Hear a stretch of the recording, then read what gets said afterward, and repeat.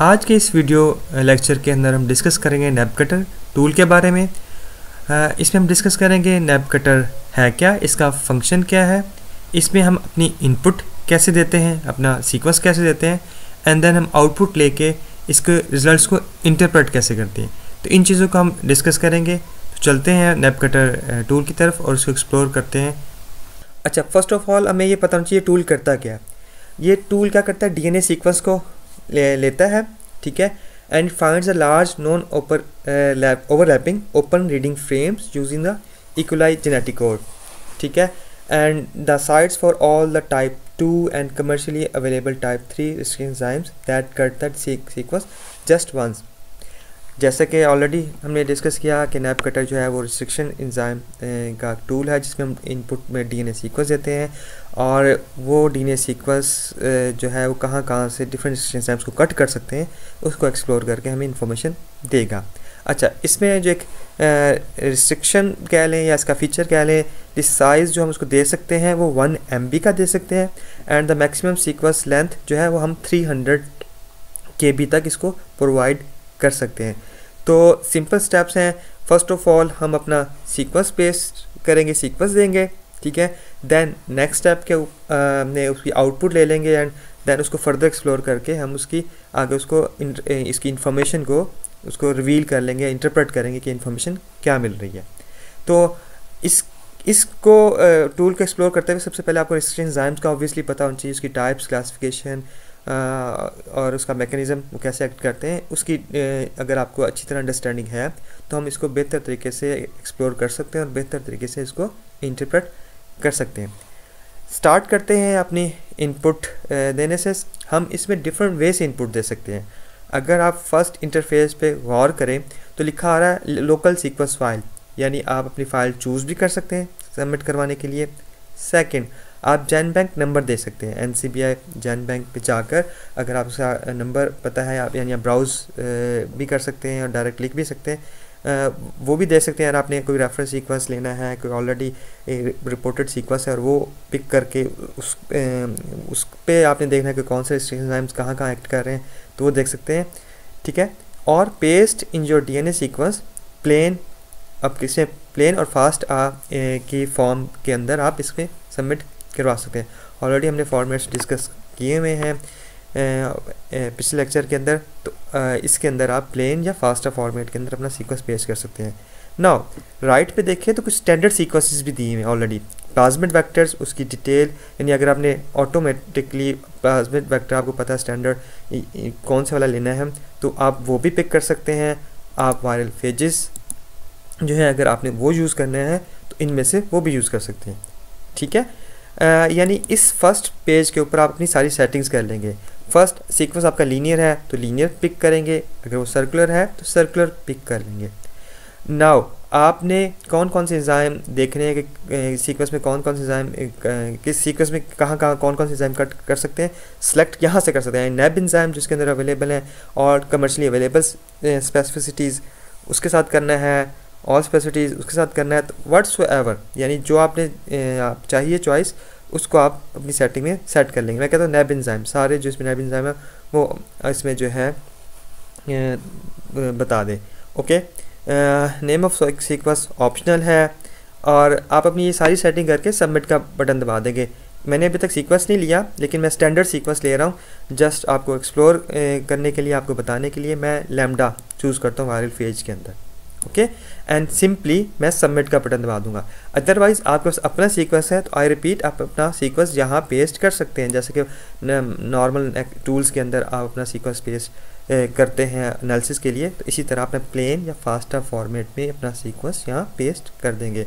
Then submit का button दबाएं। मैंने लैम्डा वायरल फेज सेलेक्ट किया हुआ ऑटोमेटिकली एंड नेक्स्ट टाइप के ऊपर आउटपुट आ गई, ठीक है। मेरा एक लीनियर सीक्वेंस था, यहाँ सीक्वेंस आ गया, ये तकरीबन 48,502 जो है बेस पेयर का सीक्वेंस है, उसकी लेंथ राइट पे उसने यहाँ लिखी नज़र आ रही है। ओके, ये एंजाइम्स हैं, कौन कौन से एंजाइम कहाँ कहाँ कट कर रहे हैं। यहाँ लेफ़्ट पे अपर पे समरी दे दी जो ऑलरेडी हमने सेलेक्ट की थी। उसने क्या नैब सिंगल कटर रिस्ट्रिक्शन एंजाइम आपने सेलेक्ट किए थे, मेन नॉन ओवरलैपिंग और मिनिमम ओपन रीडिंग फ्रेम जो है 100 थे। इसके अंदर जीसी कंटेंट 50% है, 80 कंटेंट 50% है, समरी बता दी है। राइट पे आ जाएं तो क्लीवेज कोड कि कौन, आपको ये भी पता है कि रिस्ट्रिक्शन एंजाइम जब कट करते हैं वो ब्लड एंड प्रोड्यूस करते हैं, 5 एंड पे एक्सटेंशन और 3 एंड पे एक्ट कर रहे हैं व्हाट्सोएवर, ठीक है। तो वो उसने यहाँ बता दिया। जब हम इसकी नेक्स्ट अगले स्टेप की तरफ जाएंगे उसकी डिटेल आ जाएगी। यहाँ भी आए तो वो सिंबॉलिक रिप्रेजेंटेशन एंजाइम के साथ दी हुई है, ठीक है। और डिफरेंट कलर्स, यानी जिस तरह ये पर्पल कलर है तो इसने कहा ये अवेलेबल फ्रॉम नेब से है रिप्रेजेंटेशन, एंड सो ऑन। ये स्टेरिक है, it means cleavage affected by CpG methylation. By doing this way you can interpret the things, क्योंकि इसमें हैश का अगर सिंबल भी आ रहा है, डिफरेंट कलर्स में एंजाइम्स शो किए हुए, तो कलर्स क्या बता रहे हैं, इन डिफरेंट कलर्स में क्यों दिखाया गया, राइट पे उसकी क्लासिफिकेशन या डिटेल भी बताई गई है। तो अगर अब हम अपने मेन पॉइंट की तरफ आते हैं कि कौन एंजाइम जो है कहाँ किधर कट कर रहा है, ब्लंट एंड प्रोड्यूस कर रहा है, स्टिकी एंड प्रोड्यूस कर रहा है सपोज, तो हम किसी एक एंजाइम को सपोज देखते हैं, ये वाला एंजाइम इसमें मैंने कर्सर रखा है, तो यहाँ शॉर्ट सी समरी आ गई है कि ये एंजाइम का नेम क्या है, सीक्वेंस जहाँ वो कट करता है और किस बेस पे जाके कट करेगा, उसकी शॉर्ट सी समरी आ गई है। लेकिन आप फर्दर डिटेल देखना चाहते हैं इसकी, तो आप इसको क्लिक करेंगे नेक्स्ट स्टेप के ऊपर, उसने जो कटिंग साइड्स वो बता दिया है। अगेन मैंने कहा था ये सिंबॉलिक रिप्रेजेंटेशन, ये क्लीवेज कोड पिछले उसमें बताए थे, वहाँ से आप रीड कर सकते हैं ये क्या इन्फॉर्मेशन मिल रही है, ठीक है। नेक्स्ट आ जाए, उसने कहा ओवरलैपिंग मिथाइलेशन नन है, इसका आइसोइसोमर्स हैं नन नहीं है। लेफ़्ट में बफर नेम जो जिसमें ये इसकी एक्टिविटी ये हो सकती है या बफर यूज़ हो सकता है, इसमें जो बफर है वो उसकी समरी दी हुई है। बफर का नाम है नेब बफर 3.1 और न्यूशिज़ोमर नहीं है। साइट्स इन द सीक्वेंस 25 है, इसको भी आप एक्सप्लोर कर सकते हैं। 3 एंड ओवरहैंग GG है और एंड प्रोड्यूस जो है कितने अमाइनो एसिड बेस पेयर पे जाके एंड प्रोड्यूस कर रहा है वो उसका नंबर लिखा हुआ है। नाउ ये टेबल क्या बता रहा है, ये बता रहा है एंजाइम्स प्रोड्यूसिंग कंपैटिबल एंड्स, ठीक है, दोज कटिंग लैम्डा। उसने कहा दूसरे एंजाइम जो कि कंपैटिबल एंड प्रोड्यूस कर रहे हैं वो कौन कौन से हैं, उसकी उनकी स्पेसिफिटी कहाँ किस रीजन पे ऊपर है, उसकी डिटेल, कंपैटिबल किस साइड से ऊपर है उसकी डिटेल आ गई है, एंड लास्ट है percentage activity in 1.1 2.1 3.1 CS। Now ये क्या है नंबर, ये नंबर बता रहे हैं डिफरेंट अगेन बफर्स के नेम, जिस तरह ऊपर बफर नेम ये आया हुआ था नेब बफर 3.1, इसी तरह ये 1.1 2.1 3.1 ये भी बफर्स के नेम है। इन बफर्स की रेसिपी आपको इंटरनेट से अवेलेबल मिल जाएगी। अगेन उसमें कौन कौन सॉल्ट है, किस pH पे एक्ट करते हुए, तो यहाँ बफर्स के नेम बताने को सकता है कि ये वाला एंजाइम इसकी स्पेसिफिटी इसके साथ है और ये 1.1 बफर में इसकी जो एक्टिविटी है दैट इज़ 50%, 2.1 में 100%, 3.1 में 50% है, CS में 100%। सो हम उसके अकॉर्डिंग अपना बफर सेलेक्ट कर लेंगे और उस चीज़ों को उस तरह अपने एक्सपेरिमेंट को ऑप्टिमाइज़ कर लेंगे। यानी by doing this in silico work हम प्री एक एनालिसिस कर लेते हैं कि हमारा सीक्वेंस में फला एंजाइम कौन से रीजन पर जाके कट कर रहा है।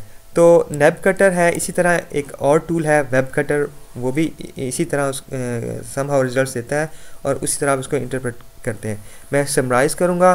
फर्स्ट स्टेप के अंदर हमने जो है इनपुट दी, अपने जो है सेटिंग्स की अपने उसके लिहाज सीक्वेंस के पॉइंट ऑफ व्यू से, देन हमने आउटपुट ली और थर्ड उसमें डिटेल इंटरप्रिटेशन परफॉर्म करी। तो ये था ओवरऑल ओवरव्यू नेब कटर का।